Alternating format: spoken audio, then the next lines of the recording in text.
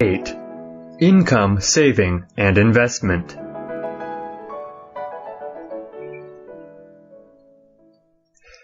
Confusing definitions.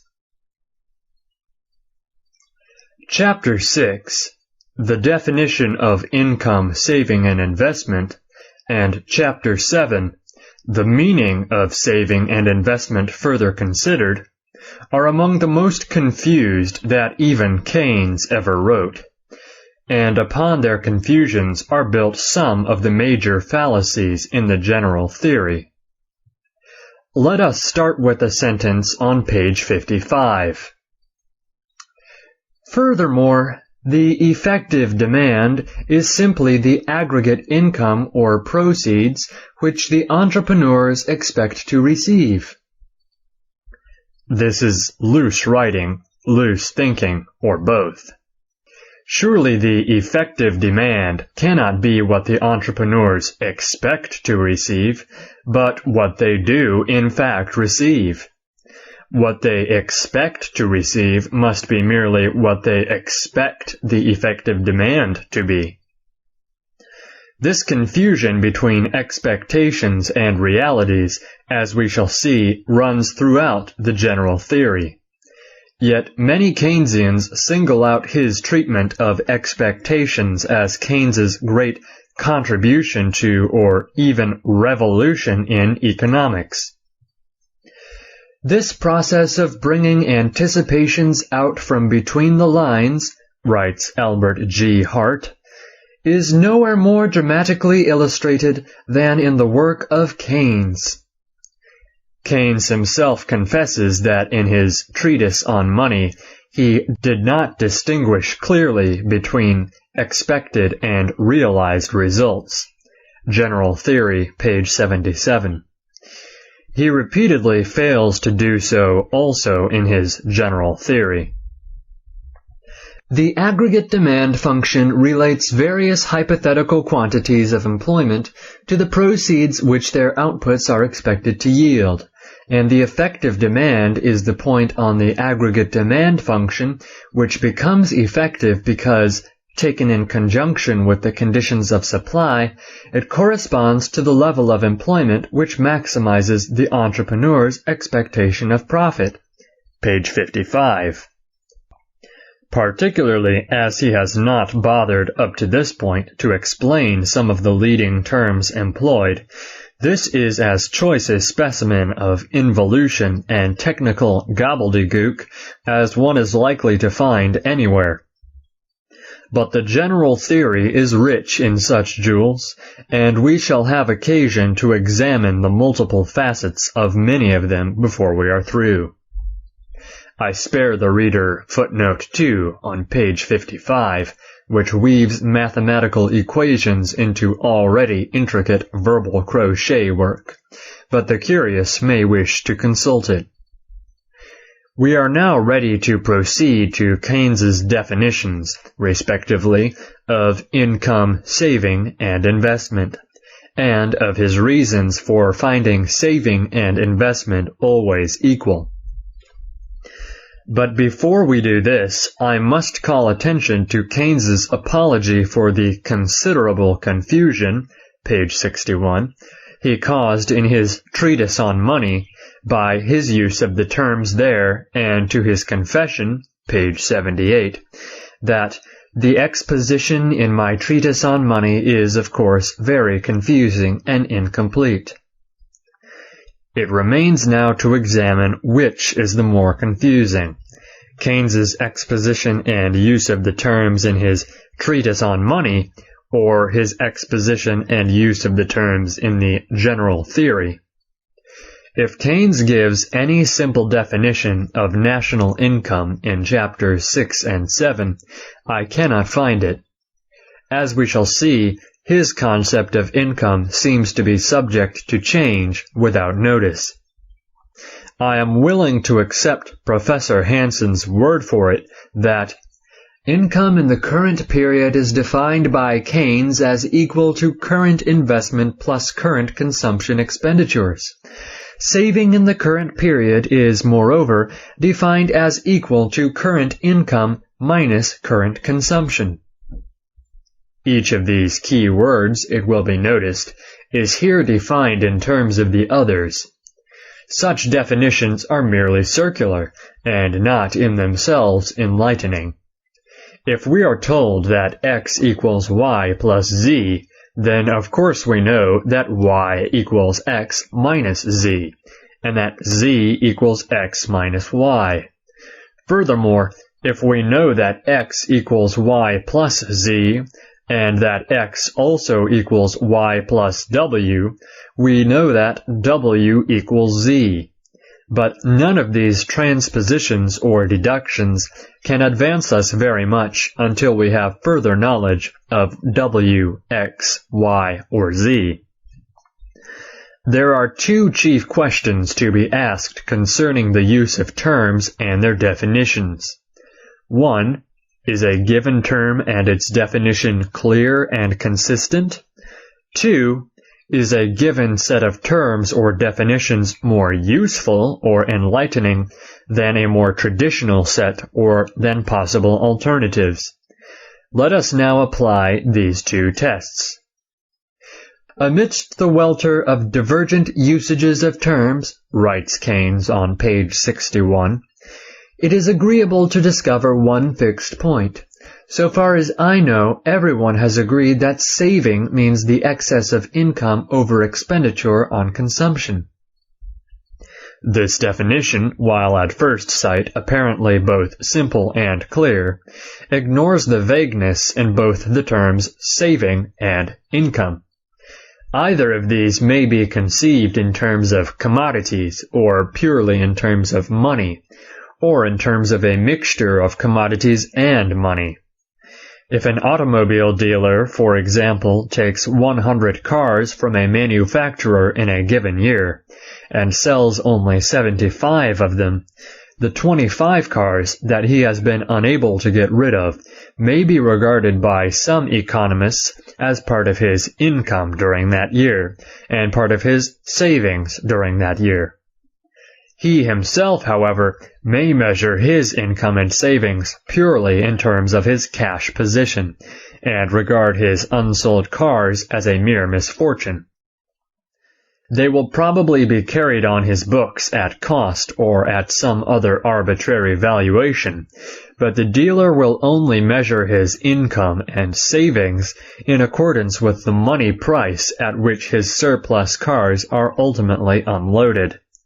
We shall return to some of these points later.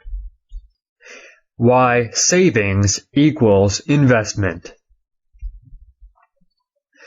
Our definition of income, continues Keynes, also leads us at once to the definition of current investment. For we must mean by this the current addition to the value of the capital equipment which has resulted from the productive activity of the period. This is, clearly, equal to what we have just defined as saving, for it is that part of the income of the period which has not passed into consumption. Page 62. Now, it is to be noticed here that Keynes has not only defined investment so that it is necessarily equal to saving, but he has also defined it that investment and saving must be identical. He does not admit this clearly, however, until 12 pages later, at the beginning of chapter 7. In the previous chapter, saving and investment have been so defined that they are necessarily equal in amount, being, for the community as a whole, merely different aspects of the same thing. Page 74. But before he gets to this admission of identity, he has already made and expanded upon his contention of equality. Whilst, therefore, the amount of saving is an outcome of the collective behavior of individual consumers and the amount of investment of the collective behavior of individual entrepreneurs, these two amounts are necessarily equal, since each of them is equal to the excess of income over consumption. Provided it is agreed that income is equal to the value of current output, that current investment is equal to the value of that part of current output which is not consumed, and that saving is equal to the excess of income over consumption, the equality of saving and investment necessarily follows. In short, income equals value of output equals consumption plus investment. Saving equals income minus consumption. Therefore, saving equals investment. Page 63. Now, if, following the symbols used by the Keynesians, we let income be called Y, consumption C, investment I, and saving S, we arrive at the famous formulas. Y equals I plus C, S equals Y minus C, therefore I equals S. All this is undeniable, provided we define these terms and symbols as Keynes in this chapter defines them. We cannot say that this use of these terms or these definitions are wrong. If Keynes in fact had explicitly defined both saving and investment as meaning simply unconsumed output, which he never did do, then not only the equality but the identity of saving and investment would have been obvious. But while, to repeat, no usage or definition of words can be arbitrarily dismissed as wrong, we may properly ask some questions of it. Is it in accordance with common usage? Or does it depart so much from common usage as to cause confusion in the mind of the reader or of the user himself? Does it help or hinder study of the problems involved? Is it precise or vague? And finally, is it used or applied consistently? We shall find, in fact, that Keynes's definition of saving and investment, which make them necessarily equal, and indeed merely different aspects of the same thing, page 74, have created great embarrassments for the Keynesians, and confusions and contradictions in the master. The embarrassments to the Keynesians come not only from the fact that Keynes had previously so defined saving and investment as to make them usually unequal, or occasionally equal only by a sort of happy accident, but from the fact that these general theory definitions create many difficulties in subsequent Keynesian doctrines. In fact, Keynes abandons these definitions without notice to the reader in the latter part of the general theory and returns to his older concepts. I have already referred to the apologies of one or two lines that Keynes makes, pages 74 and 78 in the general theory, for the very confusing and incomplete definitions and exposition in his treatise on money. What he fails to point out, however, is that his whole concept of the terms is different, and that his whole theory of the relation of saving and investment has been radically changed. We do not have to do here with any mere differences in definition or in exposition. We have to do with the abandonment and repudiation of one of the major theories presented in the treatise on money. For in that treatise, Keynes explains the whole credit cycle in terms of differences between saving and investment. We shall mean by savings, he writes, the sum of the differences between the money incomes of individuals and their money expenditure on current consumption. It is to be noticed here that he defines savings specifically in terms of money incomes and expenditures. In his general theory definitions, however, money is not explicitly mentioned either in defining savings or in defining investment. Keynes does declare, in defining investment in the general theory, investment thus defined includes, therefore, the increment of capital equipment, whether it consists of fixed capital, working capital, or liquid capital, page 75. He then adds, the significant differences of definition are due to the exclusion of investment of one or more of these categories, page 75. Keynes's definition of investment quoted in the general theory therefore includes liquid capital, by which he apparently means both money and securities. But it surely merely adds confusion to call cash, for example, a part of capital equipment. This confuses Keynes himself as he proceeds. Let us return to his use of the terms saving and investment, and the theory he builds around this use in his Treatise on Money. Keynes there explains the whole credit cycle in terms of saving running ahead of investment or vice versa. Page 178.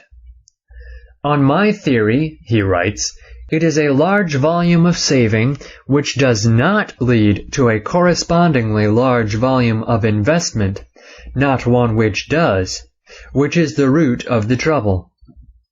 100 pages later on, he is even more explicit. It is not surprising that saving and investment should often fail to keep step. In the first place, as we have mentioned already, decisions which determine saving and investment respectively are taken by two different sets of people influenced by different sets of motives, each not paying very much attention to the other. And he adds, in the same paragraph, there is indeed no possibility of intelligent foresight designed to equate savings and investment unless it is exercised by the banking system.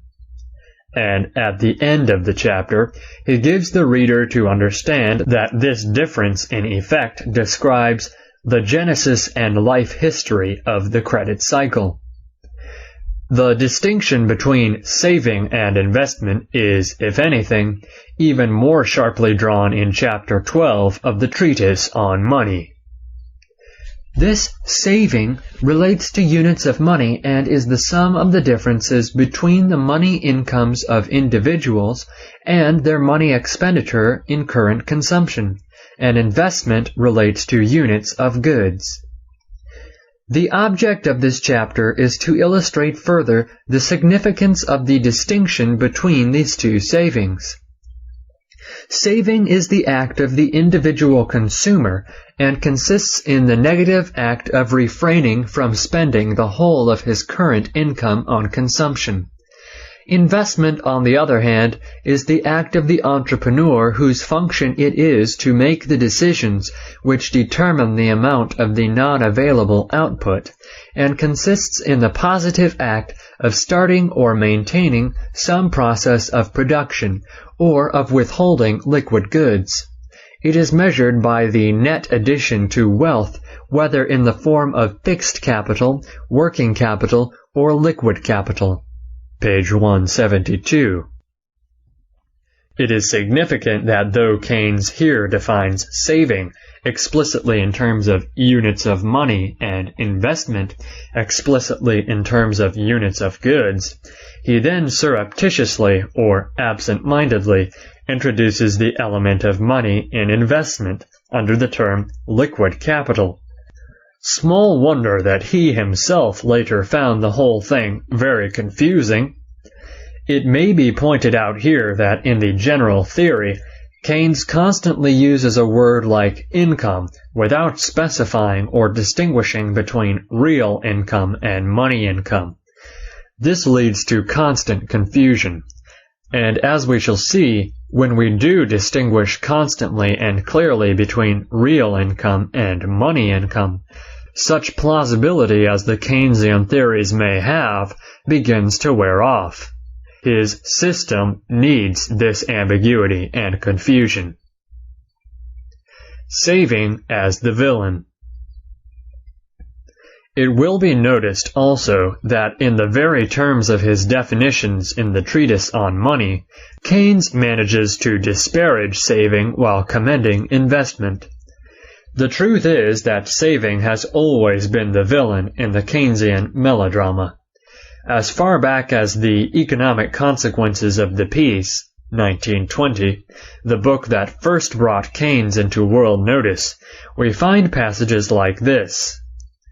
The railways of the world which the 19th century built as a monument to posterity were, not less than the pyramids of Egypt, the work of labor which was not free to consume in immediate enjoyment the full equivalent of its efforts. Thus this remarkable system depended for its growth on a double bluff of deception. On the one hand, the laboring classes accepted from ignorance or powerlessness, or were compelled, persuaded, or cajoled by custom, convention, authority, and the well-established order of society into accepting a situation in which they could call their own very little of the cake that they and nature and the capitalists were cooperating to produce. And on the other hand, the capitalist classes were allowed to call the best part of the cake theirs, and were theoretically free to consume it, on the tacit underlying condition that they consumed very little of it in practice. The duty of saving became 9/10 of virtue, and the growth of the cake the object of true religion. There grew round the non-consumption of the cake all those instincts of Puritanism, which in other ages has withdrawn itself from the world, and has neglected the arts of production as well as those of enjoyment. And so the cake increased, but to what end was not clearly contemplated. Individuals would be exhorted not so much to abstain as to defer, and to cultivate the pleasures of security and anticipation. Saving was for old age or for your children, but this was only in theory. The virtue of the cake was that it was never to be consumed, neither by you nor by your children after you. Pages 19 through 20. This is a typical example of the satire and prose style of the Bloomsbury School, of which Keynes was a prominent member, along with Leiden Strachey. But it cannot be taken seriously as economics. Its main purpose is obviously pour épater le bourgeois. It illustrates the frivolity and irresponsibility which are recurrent in Keynes's work. It is obviously absurd, for example, to say that labor was not free to consume in immediate enjoyment the full equivalent of its efforts. It was the capitalists who were doing the saving. The workers saved only to the extent that their incomes permitted and their own voluntary prudence prescribed. Labor then, as now, was getting the full amount of its marginal contribution to the value of the product. There was no bluff and no deception. As a result of this saving, the size of the cake, it is true, was growing practically every year, but more cake was also being consumed practically every year. I have tried to illustrate what was happening in my Economics in One Lesson. As a result of annual saving and investment, total annual production increased each year. Ignoring the irregularities caused by short-term fluctuations, and assuming for the sake of mathematical simplicity, an annual increase in production of 2.5 percentage points, the picture that we would get for an 11-year period, say, would run something like this in terms of index numbers. In the first year, total production would be 100. Consumers' goods produced would be 80. Capital goods produced would be 20. This, of course, assumed the process of saving and investment to have been already underway at the same rate. In the second year, total production would be 102.5. Consumers' goods produced would be 82. Capital goods produced would be 20.5. In the third year, total production would be 105. Consumers' goods produced would be 84. Capital goods produced would be 21. In the fourth year, total production would be 107.5. Consumers' goods produced would be 86. Capital goods produced would be 21.5. In the fifth year, total production would be 110. Consumers' goods produced would be 88. Capital goods produced would be 22. In the sixth year, total production would be 112.5. Consumers' goods produced would be 90. Capital goods produced would be 22.5. In the seventh year, total production would be 115. Consumers' goods produced would be 92. Capital goods produced would be 23. In the eighth year, total production would be 117.5. Consumers' goods produced would be 94. Capital goods produced would be 23.5. In the ninth year, total production would be 120. Consumers' goods produced would be 96. Capital goods produced would be 24. In the 10th year, total production would be 122.5. Consumers' goods produced would be 98. Capital goods produced would be 24.5. And in the 11th year, total production would be 125. Consumers' goods produced would be 100. Capital goods produced would be 25. What I tried to illustrate by this table is that total production increased each year because of the saving, and would not have increased without it. The saving was used year after year to increase the quantity or improve the quality of existing machinery and other capital equipment, and so to increase the output of goods. There was a larger and larger cake each year. Each year, it is true, not all of the currently produced cake was consumed, but there was no irrational or cumulative consumer constraint. For each year, a larger and larger cake was in fact consumed, until at the end of the 11th year in our illustration, the annual consumer's cake alone was equal to the combined consumers' and producers' cakes of the first year. Moreover, the capital equipment, the ability to produce goods, was itself 25% greater than in the first year. My illustration, of course, assumed the long-run equality and identity of saving and investment. Now, it is a notorious fact that in the 19th century, which Keynes is here deriding, there was not only continuous saving and a tremendous increase in capital equipment, but a huge increase in population and a constant increase in the living standards of that population. Keynes himself, in fact, in the succeeding paragraph of the Economic Consequences, took the whole thing back. He was just having his little joke.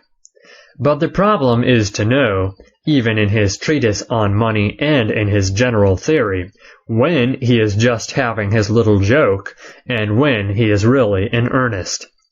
I suspect that he himself was sometimes a little confused on this point. Benjamin M. Anderson, indeed, has suggested that Keynes's confusion on the whole concept of savings and investment in the general theory could be interpreted as due to an effort to carry out a puckish joke on the Keynesians. He had gotten them excited in his earlier writings about the relation between savings and investment. Then, in his general theory, he propounds the doctrine that savings are always equal to investment. This makes the theology harder for the devout follower to understand, and calls, moreover, for a miracle by which the disturbing factor of bank credit may be abolished. Keynes has certainly given his followers a great deal of embarrassment and trouble. Alvin H. Hansen, in his Guide to Keynes, tries manfully to save Keynes from himself. One source of confusion arose from the failure of his critics to realize that while investment and saving are always equal, they are not always in equilibrium. All this could have been avoided if Keynes had made it clear from the outset that the equality of saving and investment does not mean that they are necessarily in equilibrium. Page 59. They can be equal but not in equilibrium, Hansen goes on to suggest, if there is a lag or lagged adjustment of some kind. I confess myself unable to follow this argument. It seems to me a self-contradiction, for it seems to assume that because of a lag in adjustment, savings and investment are not always equal. Paul A. Samuelson tries to save Keynes from himself by suggesting that the attempt to save may lower income and actually realized saving. On the other hand, a net autonomous increase in investment, foreign bonds, government expenditure, consumption will result in increased income greater than itself, etc., etc. I do not know how far it is intentional and how far unintentional humor when Samuelson suggests that the obscurities and contradictions of the general theory are an embarrassment for the anti-Keynesians rather than for the Keynesians. But he actually writes, as I have previously quoted, "It bears repeating that the general theory is an obscure book, so that would-be anti-Keynesians must assume their position largely on credit, unless they are willing to put in a great deal of work, and run the risk of seduction in the process." Keynesian Paradoxes. As we shall now see, however, Samuelson's suggested escape from the Keynesian saving-investment dilemma corresponds closely with the exit that Keynes himself tries to take. But this only lands Keynes into more confusions and contradictions. There are so many of these, in fact, that it would be tedious and unprofitable to attempt to point out more than a few. Keynes argues at times, as we have seen, that saving and investment are not always equal but merely different aspects of the same thing. Yet he still keeps to his old habit of deploring saving while approving investment. So he must argue that saving reduces income and investment increases income, though they are necessarily equal in amount, and merely different aspects of the same thing. Page 74. From here on, I find it impossible to follow his distinctions, oscillations, reverses, and contradictions. In a long section, pages 81 through 85, we are told, "The prevalence of the idea that saving and investment, taken in their straightforward sense, can differ from one another is to be explained, I think, by an optical illusion." Page 81. There follows a long explanation of the two-sided nature of an individual depositor's relation to his bank. Then, "The newfangled view that there can be saving without investment or investment without genuine saving," page 83, is described as erroneous. "The error lies in proceeding to the plausible inference that when an individual saves, he will increase aggregate investment by an equal amount. It is true that when an individual saves, he increases his own wealth, but the conclusion that he also increases aggregate wealth fails to allow for the possibility that an act of individual saving may react on someone else's savings and hence on someone else's wealth." Pages 83 through 84. From this it somehow follows that it is impossible for all individuals simultaneously to save any given sums. Every such attempt to save more by reducing consumption will so affect incomes that the attempt necessarily defeats itself. Page 84. In sum, we are apparently to understand that while saving and investment are necessarily equal and merely different aspects of the same thing, yet saving reduces employment and incomes, and investment increases employment and incomes. There is still another Keynesian paradox of savings, though they are necessarily equal to investment and merely different aspects of the same thing.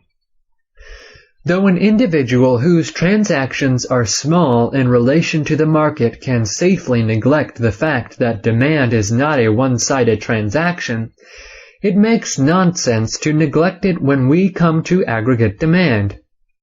This is the vital difference between the theory of the economic behavior of the aggregate and the theory of the behavior of the individual unit, in which we assume that changes in the individual's own demand do not affect his income.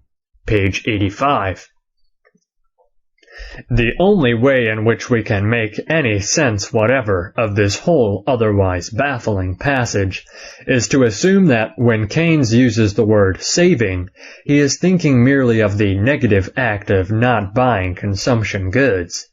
But when he uses the word investment, he is thinking merely of the positive act of buying capital goods.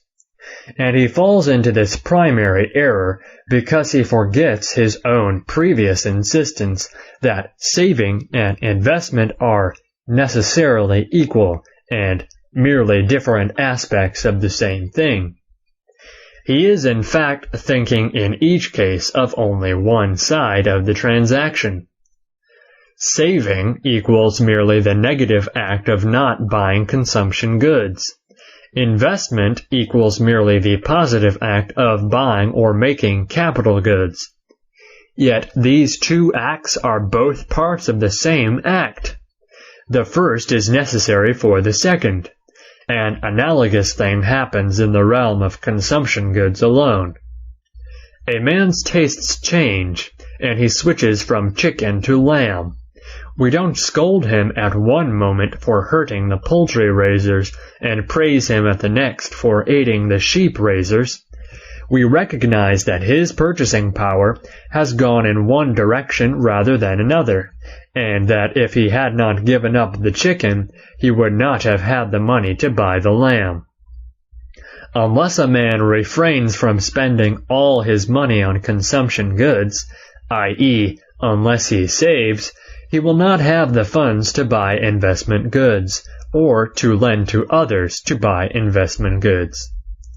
If I may anticipate here my own later argument and conclusions, there cannot be a given amount of real net investment in a community without an equal amount of real net saving.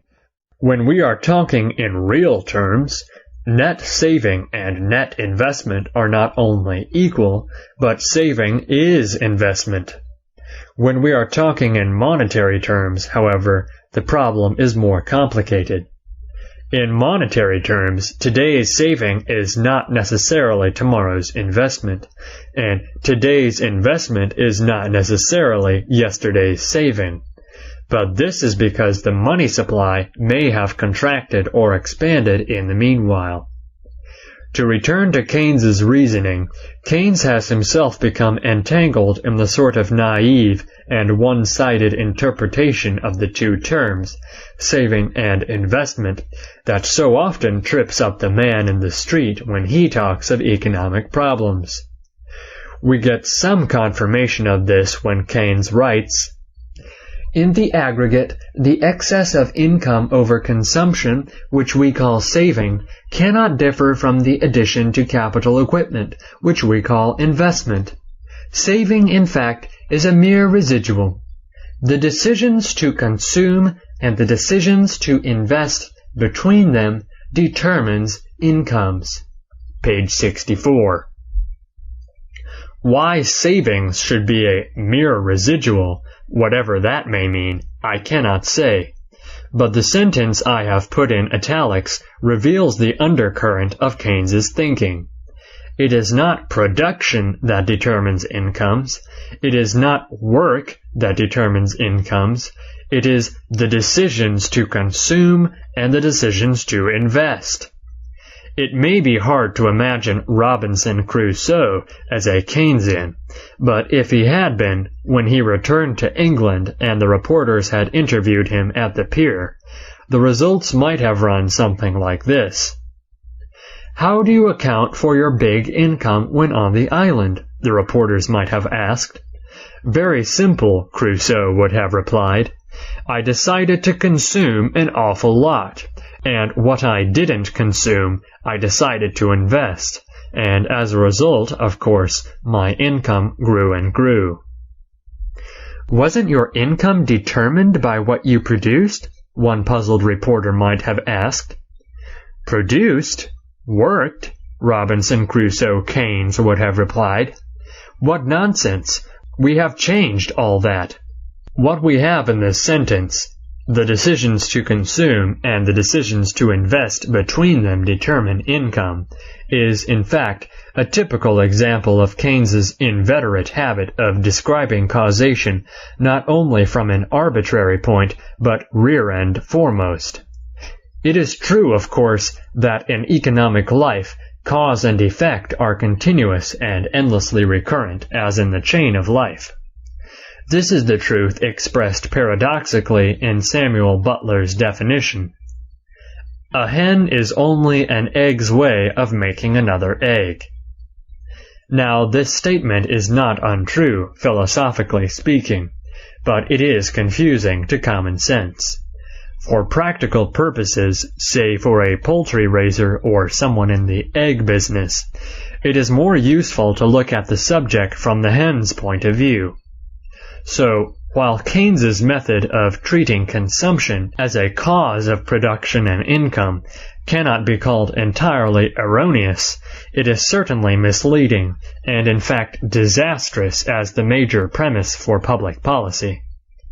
The orthodox and perhaps stodgy view that work and production are the primary cause of incomes and make consumption possible will be found far more useful in the long run, and far less likely to lead to the intoxicating assumption that prosperity and full employment can be made perpetual through government spending and the printing press. Can savings be printed? Before leaving this subject, it may be useful to explore a little further the possible sources of Keynes's confusions. He has told us that saving and investment are necessarily equal in amount, being, for the community as a whole, merely different aspects of the same thing, page 74. 11 pages later, he tells us that certain propositions follow merely from the fact that there cannot be a buyer without a seller, or a seller without a buyer, page 85. This is a truism, yet Keynes does well to state it explicitly, for it is astonishing how often it is forgotten by economists, by journalists, and by practical men. On a day when the stock market has had an unusual rise, one will see such headlines as 2 million shares bought. When it has had an unusual fall, the headlines are likely to read instead 3 million shares sold. Yet in the first case, 2 million shares must have been sold, and in the second case, 3 million shares must have been bought. In the first case, public attention was fixed by the rise on the buying, whereas in the second case, public attention was fixed by the fall on the selling. The difference is not, as journalists often carelessly or foolishly imply or state, that in the first case there was more buying than selling, or in the second, more selling than buying.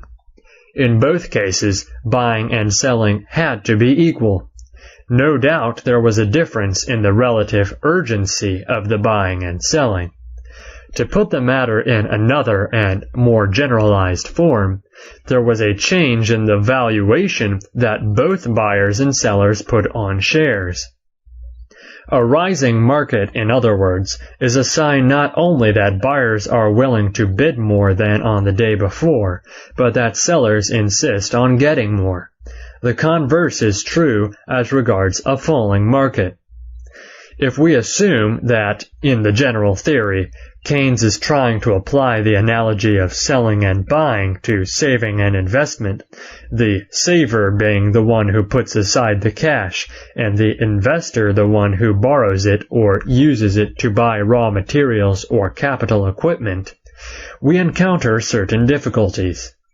In the first place, the saver and the investor on these definitions may often be the same person. This is not true, except perhaps occasionally for certain technical bookkeeping purposes, of the buyer and seller. It may often be difficult even for an individual entrepreneur when he uses part of his net income to buy additional raw materials or capital equipment to distinguish between his saving and his investment. They are both part of the same act. They are the same act. For he cannot buy the raw materials unless he has the money to buy them. And if he does buy them, he does not have that money to buy goods for his own consumption. But we get very little help from Keynes, even in the Treatise on Money, in learning precisely where to draw the line between savings and investment. If the reader will turn back, for example, to page 84 and to the quotation there from chapter 12 of the Treatise on Money, he will find that the respective definitions are at once nebulous and biased. Saving, we are told, is the act of the individual consumer, whereas investment is the act of the entrepreneur. Now, the definition of an act, one would suppose, would be expressed solely in terms of the act itself, without the irrelevant introduction of who does it. When an individual consumer saves, we are apparently to understand he merely negatively refrains from spending. Yet it should be obvious that he also necessarily invests in cash or bank deposits. When an entrepreneur invests, he is, according to Keynes, doing something positive, even if it is only adding to his liquid capital, i.e., doing precisely the same thing as the naughty consumer who is merely refraining from spending all his income. It is impossible to make sense of the Keynesian definitions, but let us, in spite of Keynes's own confusions, persist with his apparently intended analogy of the relationship of saving and investment to that of selling and buying. If buying and selling are merely two sides of the same act, then it is obviously silly to treat buying as virtuous and selling as wicked. It is no less silly to treat investing as virtuous and saving as sinful, or to argue, as Keynes does, that saving reduces income and employment, while investing increases them. If everybody tried to sell something and nobody bought it, there would simply be no sales. If there were suddenly greater urgency to sell than to buy, the practical result would be either an unreduced volume of sales at lower prices, or a somewhat reduced volume of sales at lower prices, depending on the relative willingness to buy and on other factors. Similarly with saving and investment.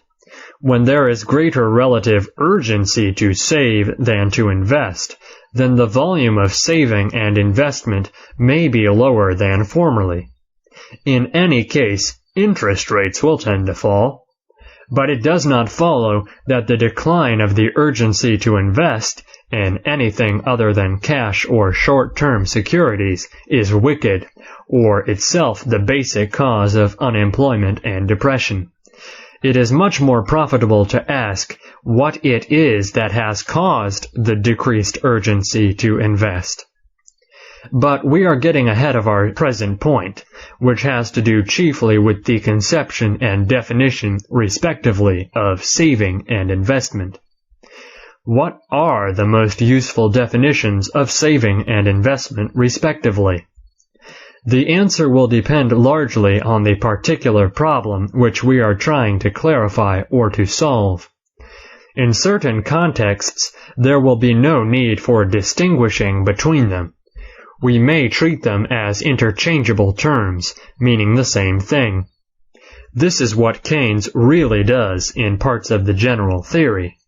Saving and investment are equal there, not by some sort of continuous miracle. They are equal because they are so defined as to mean precisely the same thing. In other contexts, it may be useful to treat savings as referring merely to cash, and investment as referring to goods. And in still other contexts, more important than the distinction between savings and investment will be the distinction between money savings and real savings, money investment and real investment. Keynes, as we shall see, only seldom and haphazardly makes these latter distinctions. On the contrary, he often works very hard to argue them away. The savings which result merely from increased bank credit, or for that matter, from the mere printing of more fiat money, he argues, are just as genuine as any other savings. Page 83. Of course, if this were so, the problem of a community's acquiring sufficient savings would never exist. It could simply print them. It is not hard to understand why Keynes disapproves of the newfangled view that there can be investment without genuine saving, page 83, for this newfangled view, properly interpreted, exposes the whole set of Keynesian full employment card tricks. I have said that we may legitimately use saving and investment with different meanings in different contexts. We must be careful, however, of course, that our meanings are always unequivocal and our definitions explicit. Above all, we must not shift meanings or definitions without explicit notice in the course of dealing with a particular problem.